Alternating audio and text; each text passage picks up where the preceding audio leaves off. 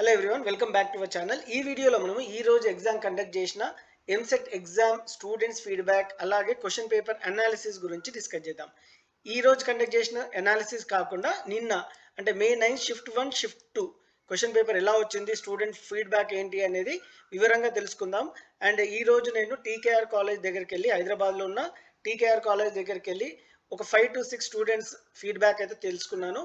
అదేవిధంగా నేను ఒక వీడియో క్లిప్ కూడా తీసుకున్నాను. ఇవన్నీ ఈ వీడియోలో కాలేజ్ దోస్తు వాళ్ళ వివరాలు తెలుసుకొని చూద్దాం. ఇంపార్టెంట్ ఇన్ఫర్మేషన్ కోసం కాలేజ్ దోస్తు వాళ్ళు వాట్సాప్ గ్రూప్ అయితే క్రియేట్ చేశారు.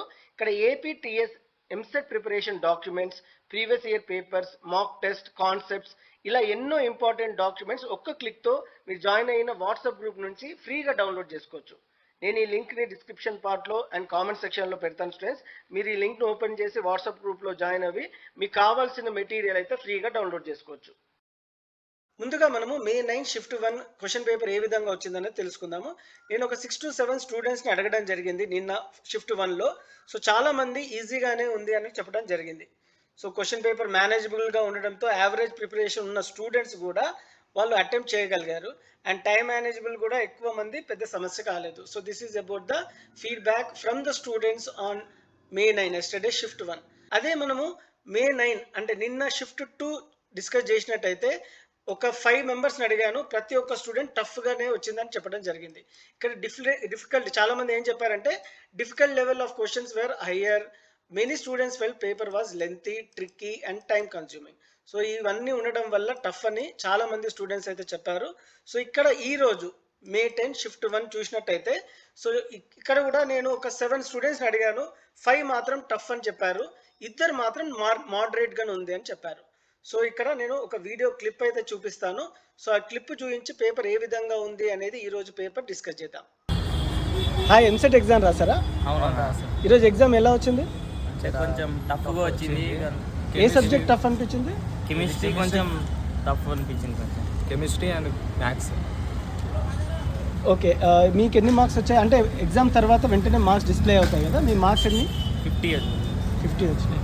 47. స్టూడెంట్స్ ఫీడ్బ్యాక్ చూసాం కదా. ఇంకొంతమంది స్టూడెంట్స్ ఏమన్నారంటే పేపర్ లెంతీగా ఉండడము, హయ్యర్ ఆర్డర్ క్వశ్చన్స్ రావడము, అలాగే టైం కన్స్యూమింగ్ ఎక్కువ ఉండడం వల్ల పేపర్ టఫ్ ఉందని చెప్పడం జరిగింది. సో కొంతమంది కెమిస్ట్రీ టఫ్ అంటున్నారు, కొంతమంది మ్యాథ్స్ టఫ్ అంటున్నారు, కొంతమంది ఫిజిక్స్ కూడా ప్రాబ్లమ్స్ అయితే న్యూమరికల్స్కి అయితే టఫర్ సైడ్లోనే వచ్చాయని చెప్పడం జరుగుతుంది.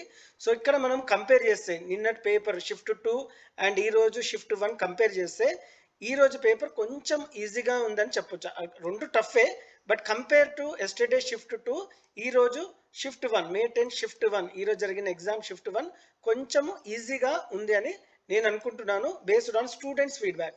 నేను 7 to 8 స్టూడెంట్స్ ఫీడ్బ్యాక్ తీసుకోవడం జరిగింది. ఈరోజు ఒక 5 మెంబర్స్ అయితే టఫ్ అన్నారు, ఒక 2 మాత్రం మోడరేట్గా అన్నారు. అందుకని ఈ వర్డ్స్ అయితే యూజ్ చేయడం జరిగింది, మోడరేట్ టు టఫ్.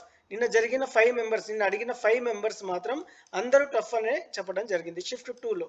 అదే షిఫ్ట్ 1 నిన్న ఎగ్జామ్లో చాలా మంది ఈజీగానే ఉందని చెప్పడము, ఒకరిద్దరు మోడరేట్గా ఉండడం చెప్పడం జరిగింది. అందుకని నేను ఈజీ టు మోడరేట్ అని రాయడం జరిగింది.